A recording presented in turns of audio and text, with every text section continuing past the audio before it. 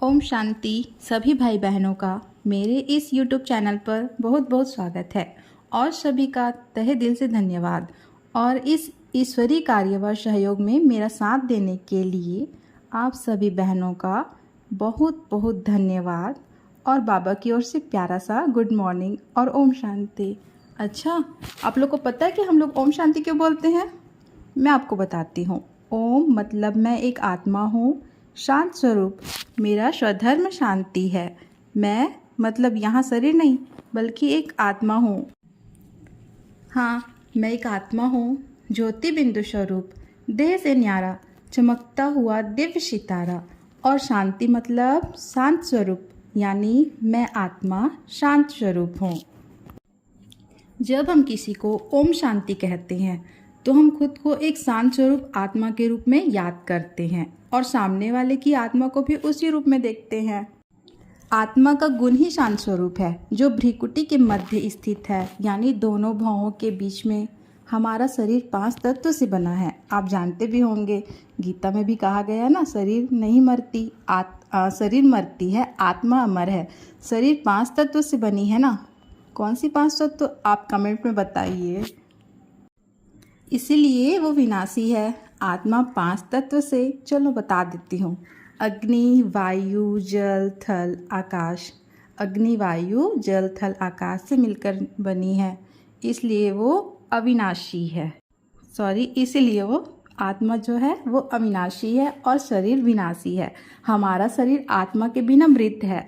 आत्मा के बगैर उसमें कोई हलचल क्रिया जैसे चलना, दौड़ना, खाना पीना, सोना, मनन चिंतन, नित्य के कर्म, सोना, उठना, बैठना कुछ नहीं हो सकता, एकदम बेकार है। जब शरीर में आत्मा आती है तभी वह जीवित है कहलाता है, तथा वो सारे अपने कर्म विकर्म करता है। हमारा शरीर उस गाड़ी के समान है जो अचल अडोल खड़ा रहता है ना। जब तक उसमें आत्मा रूपी ड्राइवर नहीं बैठता तब तक वो न चलता है न अपनी मंजिल तक पहुंचता है।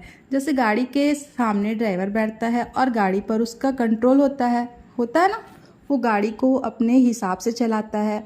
उसी प्रकार आत्मा भी मानव के मस्तिष्क में दोनों भौहों के जैसे भ्रिकुटी कहा जाता है, वहाँ विराजमान रहती है, तभी वह शरीर को चलाता है। शरीर में कोई गुण अवगुण, संस्कार, पाप पुण्य आदि नहीं होते हैं। शरीर ये कर्म नहीं करता, जो भी कर्म होता है वो आत्मा करती है। सभी गुण आत्मा में हो रहते हैं। आत्मा में सुख शांति, पिछले जन्म का हिसाब किताब, पाप पुण्य, संस्कार आदि होते हैं। पता है ना सभी को। आत्मा अपने साथ ये सब लेकर नहीं आती। जमीन जायदाद, घर दौलत, परिवार, सगे संबंधी मृत्यु के बाद यही छोड़ जाते हैं। कोई लेके जाते हैं क्या? अच्छा, आत्मा के साथ जो भी जाता है वो अच्छे बुरे कर्म होता है, संस्कार और हिसाब किताब जो उसको चुकाना पड़ता है, वही भाग्य कहलाता है पिछले जन्म में। कर्म से ही मानव को परिवार, साथी, स्वस्थ शरीर या निरोग शरीर, धन संपदा, अमीरी गरीबी आदि की प्राप्ति होती है। जितना कर्म अच्छा होगा मनुष्य उतना ही महान बनता है। अच्छा कर्म करेगा तो महान बनेगा, बुरे कर्म करता है तो अपाहिज, रोगी, अनाथ और कुछ कुछ बीमारियां लेके आता है। अपना जीवन का हिसाब किताब करता है, अपने कर्मों का हिसाब किताब करता है। इसीलिए गीता में भी कहा गया है, यद्यता चरति श्रेष्ठ स्वत देवे तरोजना लोक स्तुतु दन वर्तते स यत् प्रमाणम कुरुत। यह अध्याय 3 श्लोक का है।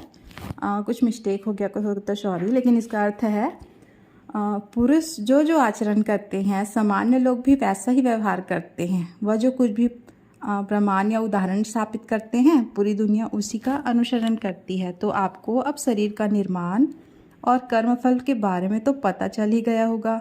अब 5 तत्व के बारे में बताती हूँ जिससे मिलकर शरीर बना है। बाबा ने कहा है शरीर 5 तत्व से बना है।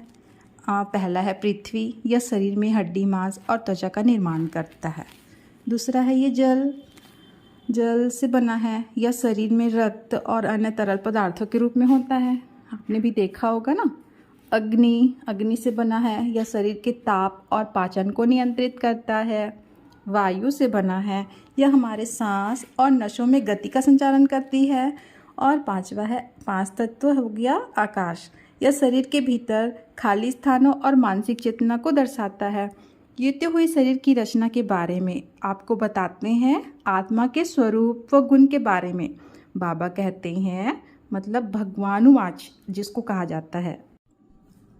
बाबा कहते हैं आत्मा कभी छोटी बड़ी नहीं होती है, शरीर छोटा बड़ा होता है। सभी का आत्मा एकदम बराबर होता है। शरीर भी छोटी बड़ी होती है ना, किसी की मोटी पतली, कोई छोटा होता है, बौना होता है, बड़ा होता है, अर्थात सब। और आत्मा जो होता है वो एकदम सभी का एक ही आकार में होता है। बाबा का आत्मा भी बराबर है, अर्थात सभी की आत्मा का आकार एक समान है, अंडाकार, चमकता हुआ, दिव्यता से भरपूर। आत्मा शरीर के आकार की नहीं होती। अच्छा, जरा आप ही सोचिए, किसी व्यक्ति के एक हाथ नहीं है, तो क्या अगर आत्मा शरीर के रूप में होती है तो क्या उसकी आत्मा का हाथ झूलते रहता ना? किसी के दोनों हाथ पैर नहीं होते तो आत्मा कैसा होता? सोच लिए। आत्मा एक ज्योति बिंदु के समान है, तो भ्रिकुटी के बीच में ही रहती है, भ्रिकुटी में ही रहती है, दोनों भौहों के बीच में, जिसे भ्रिकुटी कहा जाता है। जब वो शरीर से निकलती है तो शरीर के किसी भी खुले द्वार से, जैसे कान से, आँख से, मुंह से आदि से निकलती है। देखते हैं ना, मृत्यु के पश्चात किसी की मुंह खुला रहता है, आँख खुला रहता है, ऐसे बहुत सारे, पता है कि कैसे कहाँ से निकलता है, पता चल जाता है। किसी किसी का पता भी नहीं चलता। अच्छा, अब हो गया ये आत्मा के आकार के बारे में। अब बाबा कहते हैं आत्मा कभी स्त्री पुरुष नहीं बनती है।